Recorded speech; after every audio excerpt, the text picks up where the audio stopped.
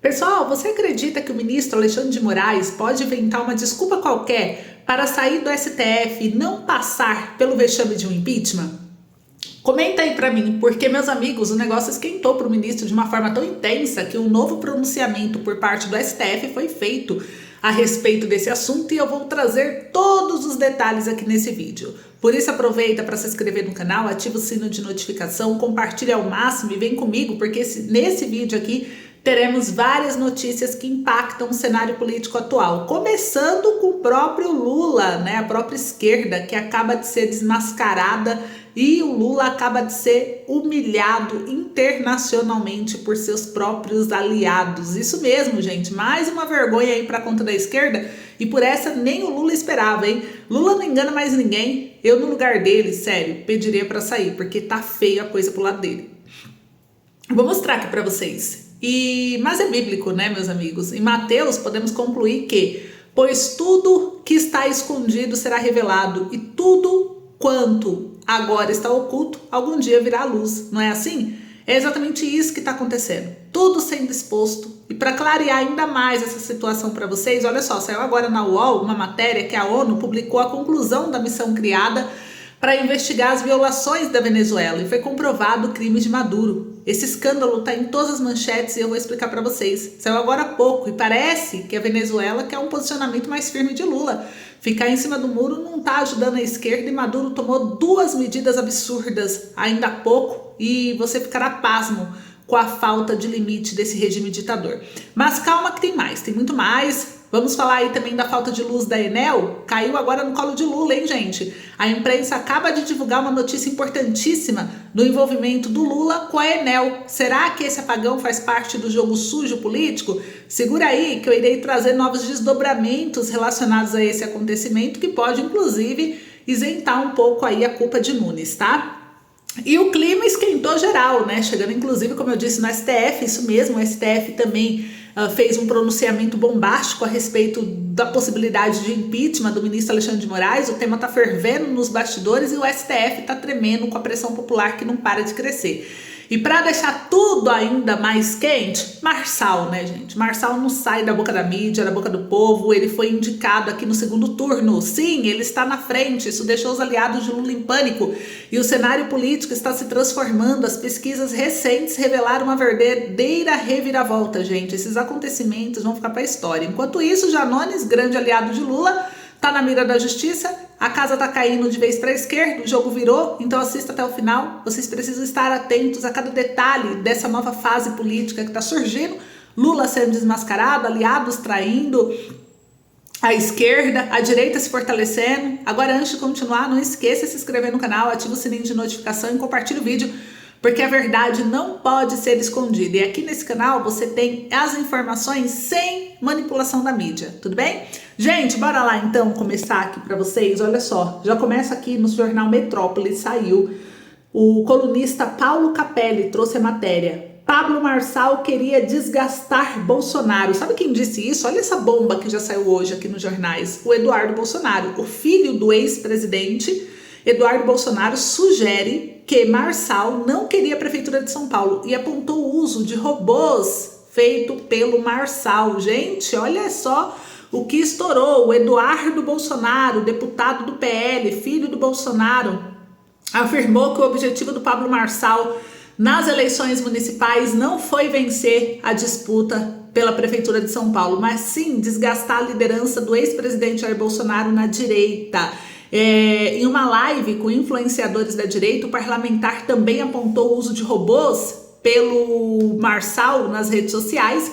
E será que Marçal queria ganhar a eleição? É óbvio que aquilo, a divulgação do laudo falso sobre o uso de cocaína por Guilherme Boulos, seria um tiro no pé. Eu acho que a missão dele é desgastar Bolsonaro. Para mim, ele não queria ganhar a eleição. Ele está esperando uma condenação para se pintar ainda mais de antissistema e vender curso pra caramba. Fecha aspas, foi o que disse Eduardo Bolsonaro na live, isso repercutiu bastante. E olha só, né, a influência do Marçal tá tão grande, gente, que deu aqui na mídia, saiu aqui pela revista Veja. Marçal até se posicionou, abre aspas, estou no segundo turno com Lula, disse Pablo Marçal após pesquisa. Gente, O ex-candidato aqui da Prefeitura de São Paulo, ele voltou a vender mentorias e cursos, mas permanece de olho na próxima disputa eleitoral daqui a 2 anos. E o Marçal, na campanha pela Prefeitura de São Paulo, ele disse que iria para o segundo turno com o presidente Luiz Inácio Lula da Silva se a campanha presidencial fosse hoje. Ele comentou os resultados da pesquisa que foi divulgada pela Quaest nesse domingo, do dia 13 de outubro, que mostra como seria a cena de 2026 no contexto político atual. E dentro da pesquisa, gente, saiu aí que o segundo turno seria Lula e Marçal, ou seja, o Marçal ficaria empatado na margem de erro com o Tarcísio. Então ele poderia vencer Tarcísio nas intenções de voto, segundo essa pesquisa Quaest.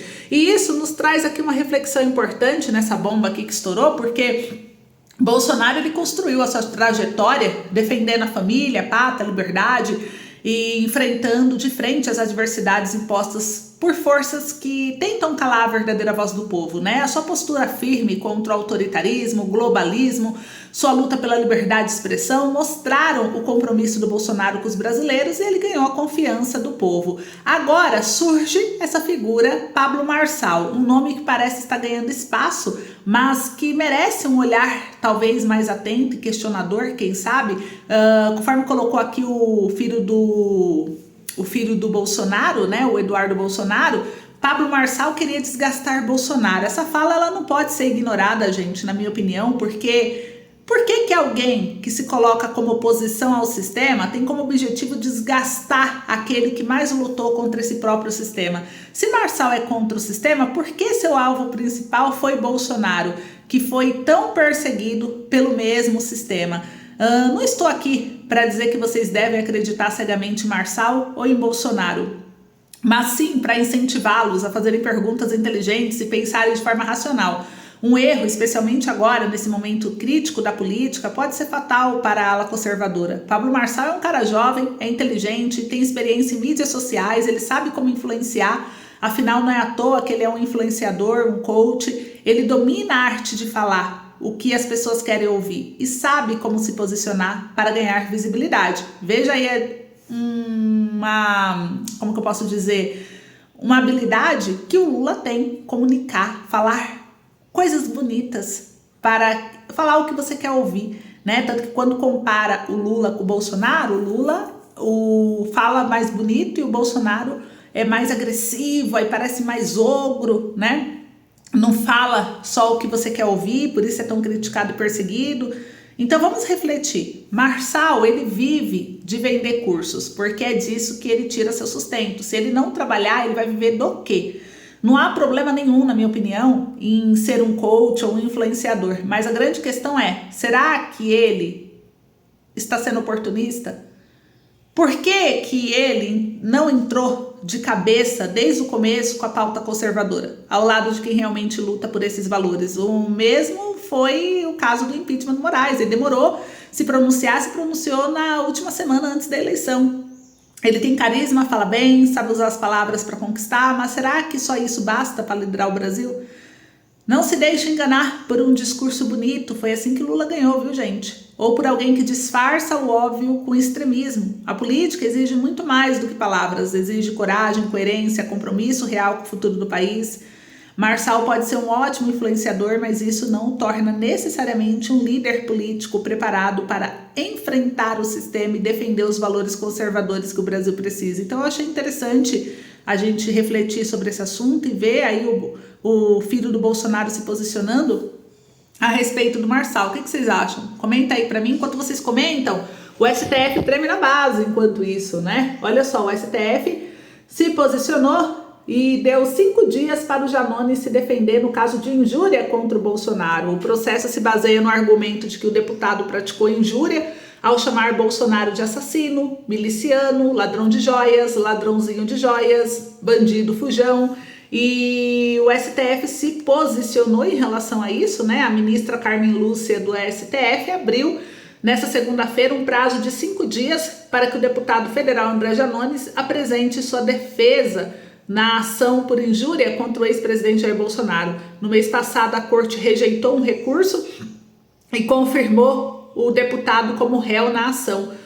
O processo se baseia no argumento de que o deputado praticou injúria pelo menos 5 vezes entre 31 de março e 5 de abril de 2024 ao chamar Bolsonaro de uma série de nomes feios, né? Também há uma acusação pelo crime de calúnia em 3 postagens que atribui ao ex-capitão o crime de homicídio, dizendo que ele matou milhares na pandemia.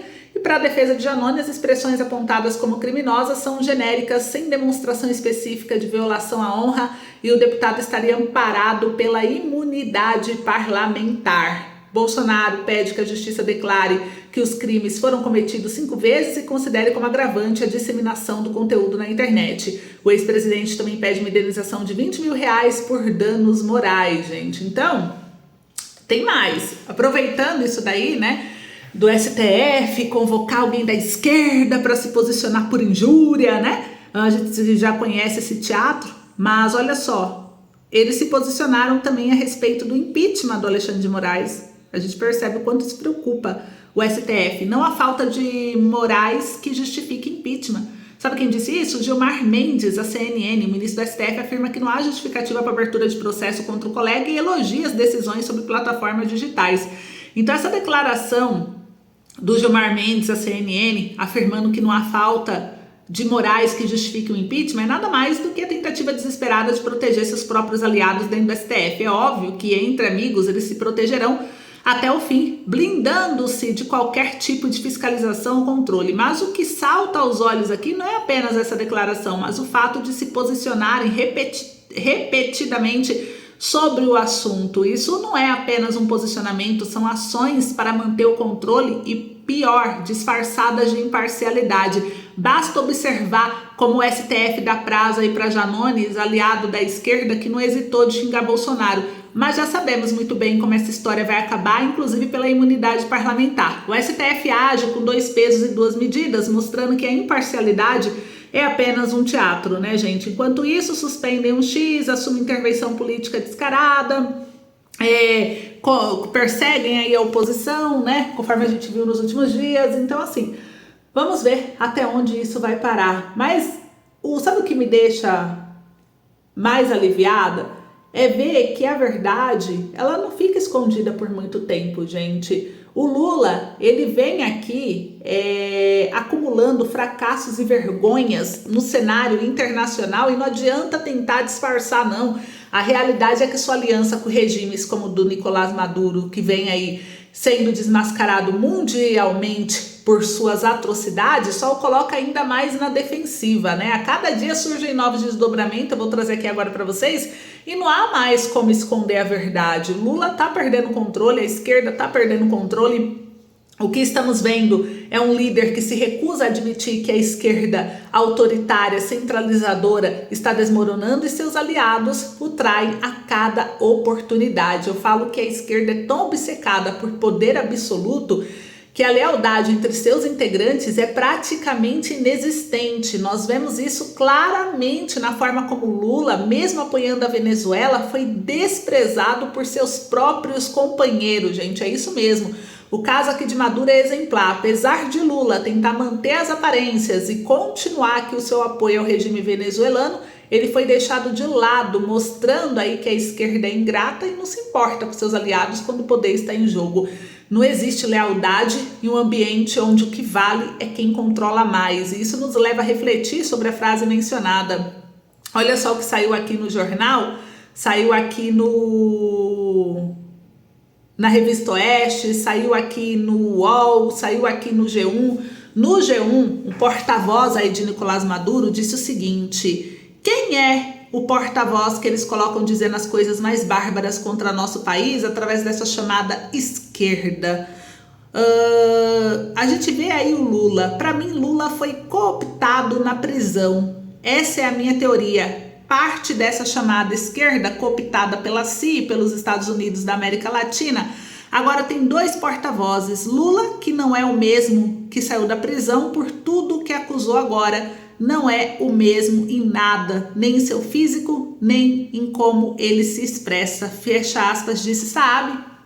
E isso traz aqui uma reflexão importante. Enquanto isso, gente, olha o que está acontecendo na Venezuela. Saiu na revista Oeste. Ditadura da Venezuela cancela passaporte de jornalistas. De acordo com o jornal Financial Times, ativistas sociais também sofreram sanções por parte do regime de Nicolás Maduro. Tem mais. ONU se pronunciou, saiu aqui na UOL. Maduro comete crimes contra a humanidade na eleição. Conclui aí a missão da ONU, gente. Olha só, saiu aqui a matéria. O governo de Nicolás Maduro cometeu crimes contra a humanidade na Venezuela antes, durante e após as eleições de julho. Essa é a conclusão da missão criada pela ONU para investigar as violações de direitos humanos no país.